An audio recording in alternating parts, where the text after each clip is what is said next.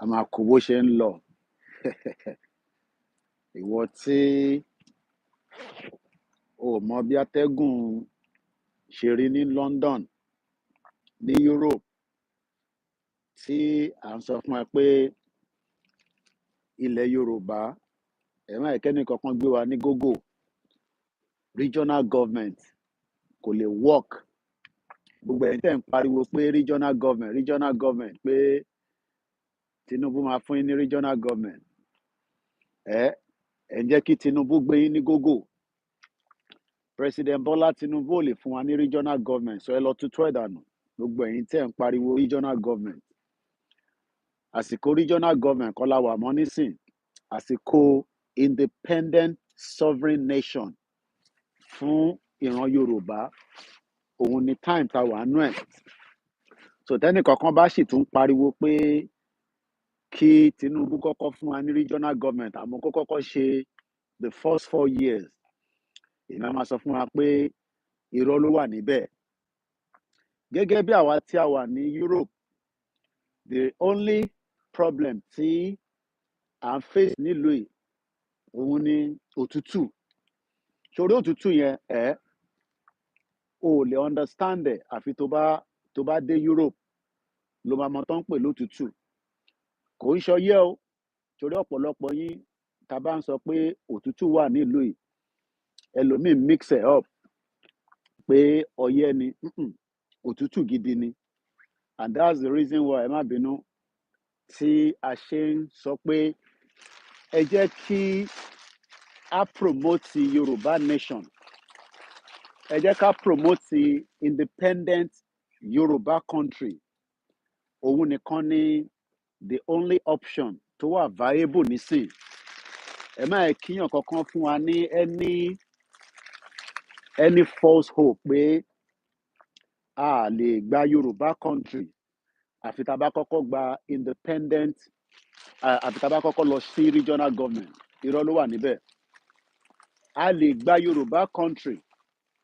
Tẹ́ bá lọ wo interview tí mo ṣe fún ìtaṣe láàárọ̀ yìí fún chief of staff àwọn Biafra, ẹ rí pé ó sọ ọ̀pọ̀lọpọ̀ àwọn ọ̀rọ̀ fáwọn tó bá ní làákàyè ni o tó bá lọ gbọ́. Ó ní nígbà tí mo bí, bẹ́ẹ̀ ni irọ́ ló wà ń bẹ̀ fún regional government o. Ẹ bá yẹ kẹ́ni kankan gbé ní gógó pé regional government o. Mo kí gbogbo ẹ̀yin èèyàn wa, mo lásìkò tó mo mọ̀ọ́mọ̀ wá ṣe nínú òtútù ni, kò ń ṣe pé òtútù dá lára, but ṣẹ̀rẹ́ ń tẹ́ à ń pariwo pé àwa tá wà ní Europe, we are tired of living here. Not that it's not a good place, kò ń ṣe pé UK is not a good place, it's a good place to live, but tó bá wo bí ṣe dira nísìn, ìdíra yìí a lè dira báyìí ní Nàìjíríà torí pé weather wa dáa, but apparently torí pé ọrọ̀ ajé pé ká lè wá nǹkan jẹ, ká wá nǹkan mu, kọ́lọ́ má jẹ́ kí ebi pa àwọn èèyàn wa nílé.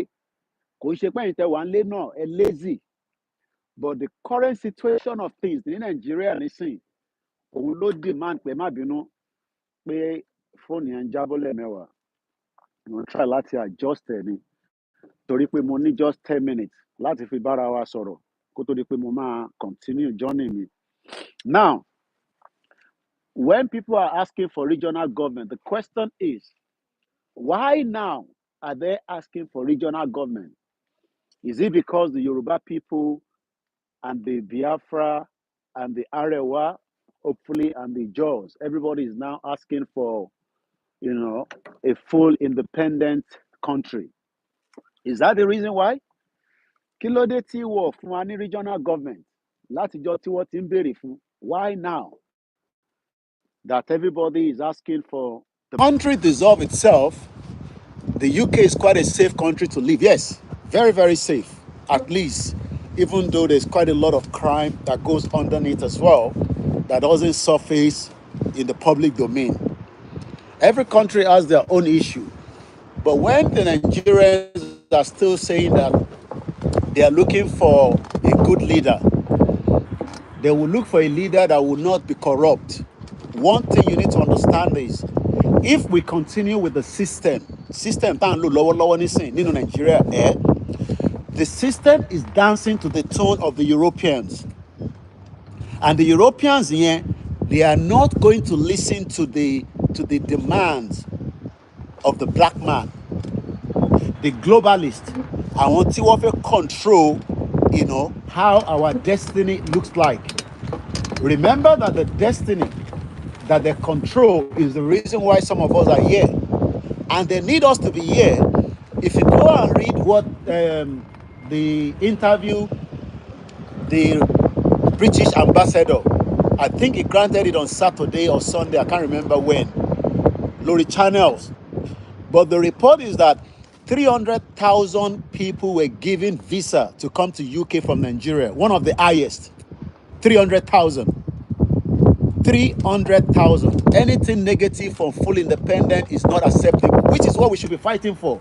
So if any Yoruba person is now telling us that, oh no, ẹ jẹ́ ká túbọ̀ ṣe sùúrù díẹ̀ sí, ẹ jẹ́ ká fún Tinubu ní opportunity kó fún wa ní regional government ló yẹ ká máa demand for, not a full independent country. The question is, ta ni Tinubu ṣiṣẹ́ fún? Is President Tinubu working for Yoruba people? No. Is he working for the Igbo people? No. Is he working for Hausa people? No. He's not working for any of these people. He's working for his own, intention to keep us together in this fraudulent country called Nigeria. Because everybody knows that the end of Nigeria, according to Jonathan, was in 2014. So if you have asked people that, okay, why is it that after 6 months of your visa, you cannot use the same visa to travel back to UK? Because OT expire. If you are given a 6-month visa to travel to UK, you were able to use it 2 or 3 times. And at the 6th month after the expiration, can you still use the same visa without renewing it? So why are they finding it difficult for us to renew the agreement of whether we want to remain one Nigeria or we want to go our separate ways? Kí ló ń fà tí ó pé wọ́n fẹ́ jẹ́ kí the disintegration of Nigeria kó wáyé? Why are they fighting us so that we can have our full independent autonomous country where we can be able to control who will become we don't want Igbo person to remain, our president. President. We want to be that everybody, that even the English people, if you listen to Adeyinka grandson all the time, he talks about the English. The English people do not want the Scottish to rule them. Can the Scottish people rule England? No. That is why Gordon Brown becomes, the prime minister of this country on a full scale of people voting for him. And people that are crying that, oh, Kemi Badenoch, as an example, would be, the forerunner of the British Conservative Party when an election is called. She will never become the prime minister of this country. She can be a party leader, but she will never be given the role to become a full prime minister. And they know that. So this is why we are saying to the Yoruba nationalists, anything less than full independence, you don't want to have any relationship with Nigeria, that we have already had that relationship for over 64 years of the fake independence and the fake union, the 1914 amalgamation. So eléyìí ò ní kankan ṣe pẹ̀lú ẹ̀sìn, kò ní kankan ṣe pẹ̀lú religion, kò ní kankan ṣe pẹ̀lú à ń tako ira wa, à ń sọ fúnra wa ni pé kí a lè dá dúró gẹ́gẹ́ bí orílẹ̀-èdè, so that ká lè control destiny wa. Because the world cannot tell us that, oh, we have given Nigerians 300,000 visas to come to UK in 2020, I believe it's 23 to 24. She Moki must be. So I need the visa. If we have our own independent country that works for us, the Biafra have their country, Arewa have their country, Ijaw people have their country, everybody will then work towards a new relationship. Pẹ̀lú UK, pẹ̀lú America, pẹ̀lú Finland, pẹ̀lú Canada, pẹ̀lú Australia, pẹ̀lú New Zealand about their citizens. And we can all decide how we want to either go to those countries without have to apply for visa. Because if we have our country, we can start building that country. And some of you that think that it will take long before you build the country, no. Immediately tá bá ti gba country wa, àwa la máa kọ́kọ́ sọra wa di police bẹ̀, ọlọ́pàá bẹ̀, sójà bẹ̀, navy bẹ̀. Àwa tá jẹ́ indigenous people, àwa ló máa kọ́kọ́ mú before ọmọ Igbo, before ọmọ Hausa, before ará àta. And eléyìí la ṣe ń sọ fáwọn èèyàn pé ẹ jẹ́ ká push more fún pé a fẹ́ gba country than kíyàn kan máa sọ fún yín pé regional government. Ọ̀rọ̀ regional government ò sí lórí table mọ́ nísìn. Àwọn bàbá dé báyọ̀, àwọn bàbá dé Bánjọ, àwọn 419 Afẹ́nifẹ́re, àwọn ló ti fìyẹn fi jọbẹ̀. For over 30 years, they were all asking for regional government. Wọ́n mọ̀ pé wọ́n ní fún ọ ní regional government. But nígbà tí bàbá Akíntóyè dé tó ní ẹ jẹ́ ká béèrè fún full mo tó ń pè ní independent ni, a full autonomous independent. Ó yàtọ̀ sí regional, because tá bá ṣì wà ní regional, a ṣì wà nínú Nàìjíríà. Nàìjíríà náà la ṣì máa ṣe, a náà fẹ́ ṣe Nàìjíríà mọ́, kò ń ṣe dandan. Eléyìí tá à ń pariwo lójoojúmọ́ kò mí pé torí pé ìyà ń jẹ wá nìkan níbí báyìí. No, it's because a fẹ́ rectify problem táwọn òyìnbó ti dá sílẹ̀ for a very long time pẹ̀lú àwọn baba ńlá wa kan. Because a mọ̀ pé àwọn ọ̀dàlẹ̀ bí ṣe sọ ní the other time, àwọn ọ̀dàlẹ̀ Yorùbá kan wọ́n line pẹ̀lú àwọn òyìnbó nígbà tó wá sọ́dọ̀ wa ní 15th century. Àwọn ló fi wọ́n mọ̀nà, àwọn ló ṣe àkóbá àdábá fún wa, and most of them àwọn ni wọ́n fi ń jọba lénìí. So tẹ́ bá expect pé ọba kan ó máa support wa, àwọn ọba yẹn ò fẹ́ support because ìran bàbá ńlá wọn àwọn ló ṣe àkóbá fún gbogbo wa. Àwọn dẹ̀ mọ̀ pé tá bá ti gba full independent country wa, everything will rectify itself. So gbogbo ilé tí British sọ pé àwọn fáwọn kan ní visa, yes, wọ́n ní right láti fún àwọn èèyàn, mo kíyàwó ọmọlára Ìyábọ̀ Àjàlá, wọ́n ní right láti fún wa ní visa, but need the visa wọn. Kí la fẹ́ fi visa wọn ṣe? Need the useless visa British kankan kọ́ fún wa ní right kí olúkálùkù máa lọ, but àwọn kọ́ ló máa fún wa ní right yẹn. Àwa la máa gba right yẹn lọ́wọ́ àwọn tí wọ́n dì mú. Kò dẹ̀ ń ṣe pé iṣẹ́ Ìgbòho nìkan, kò ń ṣe iṣẹ́ bàbá Akíntóyè. Gbogbo wa gbọ́dọ̀ máa polongo fún everybody pé ìyà tó ń jọmọ Yorùbá lẹ́nìí, ìdí tá ṣe ń jìyà. Look, ẹ̀yin wà nílé nísìn, ooru mú yín, right? But normally tẹ́ bá wà ní Dubai, ooru tó mú yín yẹn air condition lẹ máa tàn sórí. Àwa náà òtútù mú wa níbí báyìí, tí bá wọnú ilé bẹ́ẹ̀ nísìn, máa feel warmed. Mo mọ̀ wá síta ni, tí bá wà nínú ilé máa feel warm. But àwọn need ọ̀pọ̀lọpọ̀ resources wa. Ìlú yóò lè exist without Africa. Africa ló gbé ìlú ìdúró, òun ló gbé Europe dúró.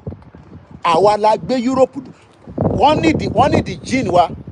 Kí ni mo mean by that? Wọ́n need pé àwa àtàwọn ọmọ wọn wọ́n gbọ́dọ̀ máa bára wọn sùn, kárí reproduction kò gbọ́dọ̀ jáde.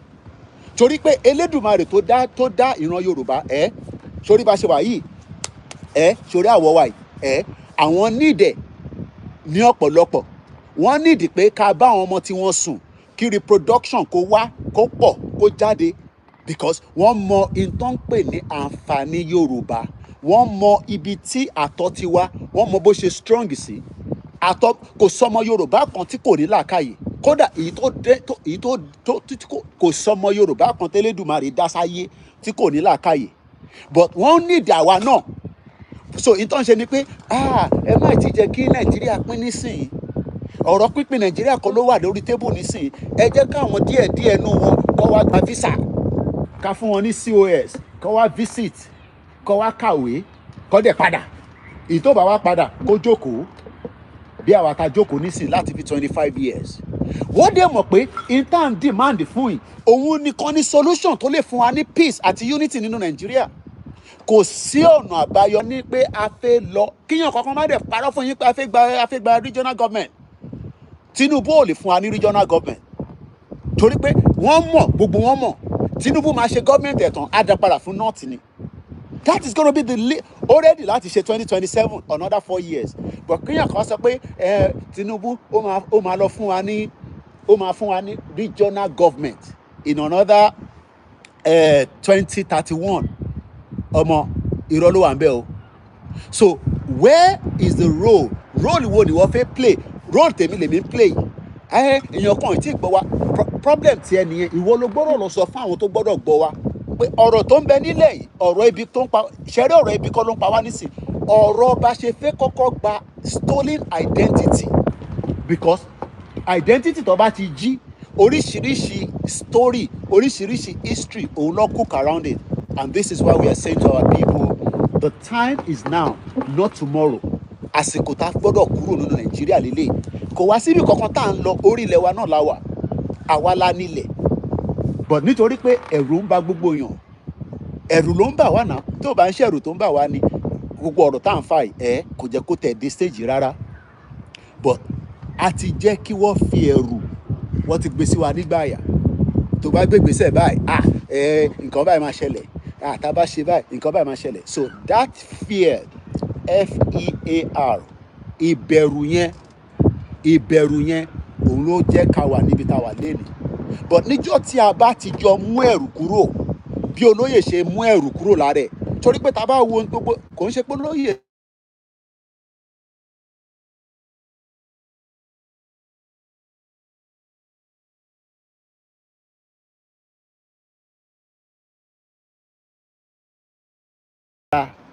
ẹ má ẹ ká jẹ́ kó tún pẹ́ ju bó ṣe yẹ lọ, but how long ló kù is all about us. Kò ní kankan ṣe pẹ̀lú olóyè, kò ní kankan ṣe pẹ̀lú Koikimedia, kò ní kankan ṣe pẹ̀lú bàbá Akíntóyè àbí àwa Yorùbá World Media, ó ní ṣe pẹ̀lú gbogbo wa. Nígbà tí gbogbo wa bá ti ṣe tán pa fẹ́ lọ kò sẹ́ni tó máa dá wa dúró. But nítorí pé tí gbogbo wa ń fẹ́ máa ṣe nísìnyí pé kákọ̀ wá gbọ́ program ká máa lọ ká gbọ́ program, it's good, awareness ló ń pè yẹn, awareness lásán nìyẹn, but awareness without action, without putting the measures in place and preparing. Eléyìí ṣe pé ká náà fẹ́ prepare for I need the preparation to my last at least another 12 months tàbá really pa fẹ́ kúrò Nàìjíríà yìí ti lọ. Ẹ jẹ́ ká prepare between now and the end of tó bá máa fi di this time end of next year, ká má tún wá jókòó wá máa ṣe the same program tá à ń ṣe, ó yẹ ká ti mọ ibi tá à ń lọ. So tíyàn kan máa tún wá sọ pé Koiki bí 2024 ṣe lọ, ẹ jẹ́ ká mọ ta fẹ́ ṣe 2025 la fẹ́ wọ̀ yìí, kọ́lọ́n kó ṣe ní ọdún tá máa rí, kó káwa mọ́ ọdún tá máa rí.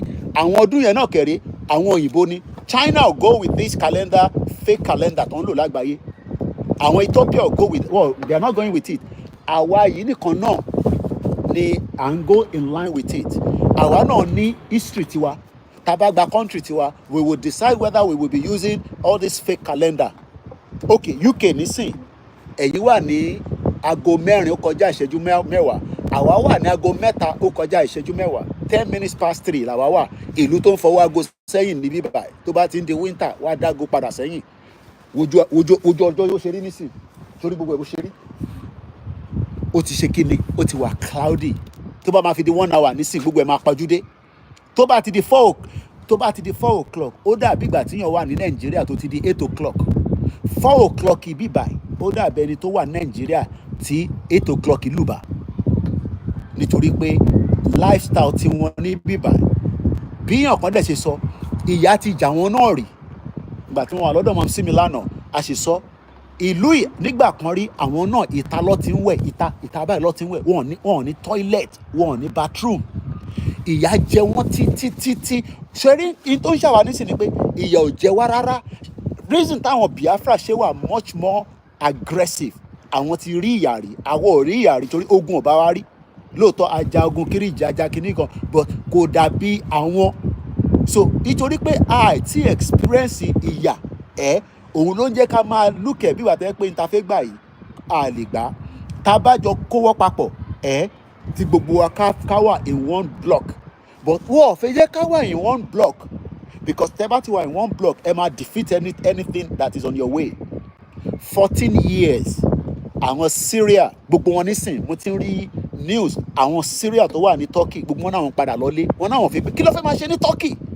Gbogbo time tèmi lọ sí Turkey each time tí bá lọ sí Turkey ẹ bèrè lọ́wọ́ àwọn tó ti lọ sí Turkey, àwọn Syria ló máa ń pè wọ́n kún bẹ̀ bí dìbà, wọ́n lè padà lọlé.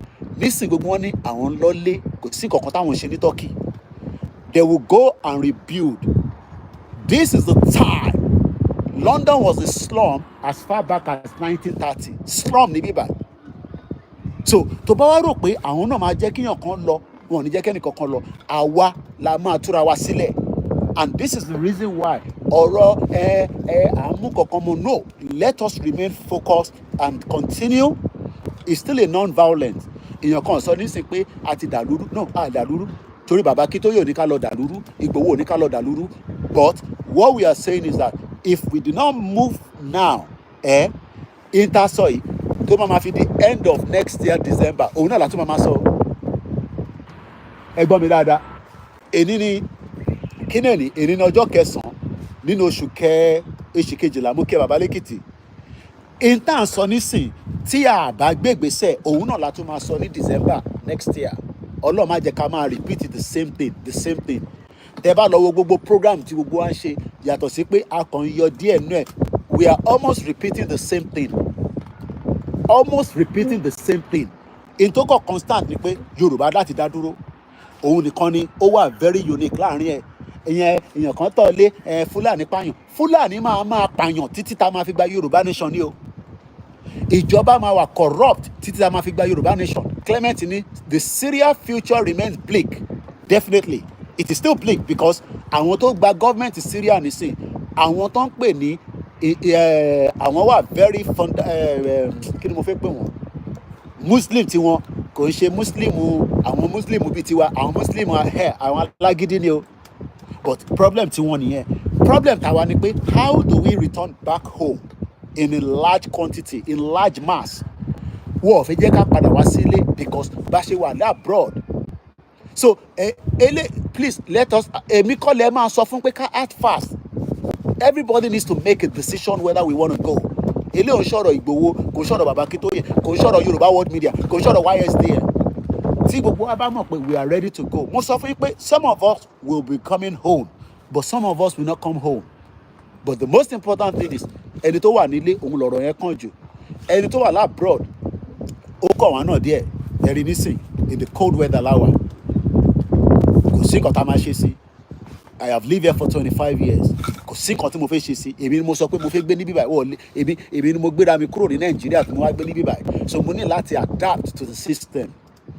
What we are saying is that if we do nothing, ẹjọ́ ta ma wo gbogbo platform ẹni tó ní ẹlòmíì àmà ẹ̀rí channel yẹn gbogbo yẹn numbers lásán ni o. Yorùbá nation, ilẹ̀ Yorùbá láti máa gbà o, kò ń sórí YouTube o, kò ń sórí Facebook o, kò ń sórí TikTok o. A ní láti sọ fún gbogbo ọmọ Yorùbá. Ṣẹ́rí gbogbo eléyìí sọ eléyìí Ìgbòho ṣe Yorùbá nation mọ́. Ó dà tó bá ṣe Yorùbá nation mọ́, ẹ̀yin tó kù ẹ jẹ́ kájọ ẹjọ́ in force. Because Ìgbòho nìkan kọ́ ni Yorùbá. Let us all come together. But àwọn tó ń ṣe jàǹbá fún wa, àwọn náà ò fi jẹ́ kí Yorùbá kó lọ. Gbogbo tó ń ṣe ni pé they wanna make sure that we remain under the control of the globalists. Olórí burúkú làwọn globalists, olùṣì ni wọ́n. Olórí burúkú àyà àtọ̀run ni wọ́n. Àwọn kíá Amẹ́ríkà ló ta gbogbo weapon jù ní gbogbo àgbáyé. Tẹ́lẹ̀ báyìí ti gbọ́ mi. So rather than fight a war, tó lè lọ peacefully ni, but àwọn tó ń tàbọn tó ń ta weapon, ibo làwọn máa ti rówó. Amẹ́ríkà ló ta àwọn ni the highest weapon seller in the world. Àwọn ló ń ta weapon jù. So tó bá wá rò pé wọ́n máa fi í sílẹ̀ pé kẹ́ máa lọ tẹ́ níjà torí pé ìbọn tó máa ta ni o. But tí gbogbo àwa Yorùbá bá agree láti Kwara wá sí Kogi títí dé Ondo State, Èkìtì, Ọ̀ṣun, ṣe rí gbogbo problem tẹ́ ń ṣe máa ń pè wá wọ́n gbalẹ̀ lọ́wọ́ yín, wọ́n ṣe kíní kan, nítorí pé kò sí country tó ṣiṣẹ́ ni. Tí country bá ń ṣiṣẹ́ dáadáa ni, ilẹ̀ tó bá rà anybody ò ní right láti gbà. But ẹni tí wọ́n ń gbalẹ̀ nísìn, a ní kó wá ṣe Yorùbá nation, ó náà wọ́n ṣe Yorùbá nation. Tó bá ti gbalẹ̀ wọ́n gbalẹ̀ nìyẹn, táwọn ọmọ nílẹ̀ bá gbalẹ̀ wọ́n ti gbalẹ̀ nìyẹn, because tá a bá ti gba Yorùbá country, everything will be digitalized. Ilẹ̀ tó bá ti tà fún yàn ó ti di tèèyàn. Yàtọ̀ sí tó bá sọ pé eléyìí o ìjọba ló ní. So gbogbo problem tí ó ń exist nílẹ̀ Yorùbá, kí tó máa gbé ètò yẹn wálẹ̀, gbogbo problem tó ń exist nílẹ̀ Yorùbá kò lè rí àtúnṣe àfi tí Yorùbá bá dá dúró. It doesn't matter. Problem kékeré ni, problem ńlá ni, problem chichini ni, problem tóbi ni, every problem tó ń exist nílẹ̀ Yorùbá lẹ́ni kò lè rí àtúnṣe kankan. Àwọn bá mọ̀ nípa ẹ̀, wọ́n mọ̀ pé kò lè rí àtúnṣe. Ọọ̀ni of Ifẹ̀ mọ̀ pé kò sí ọ̀nà àbáyọ àfi tí Yorùbá bá dúró. Ẹni mi mo sọ bẹ́ẹ̀. Kábíyèsí mọ̀ pé ọ̀nà àbáyọ kankan ò sí àfi tí Yorùbá bá dá dúró. Àwọn bá mọ̀, olóṣèlú mọ̀, aráàlú bẹ̀rù, aráàlú náà wọn ò fẹ́ kú. no problem ẹnu ẹni gbogbo àjọ wà ire o.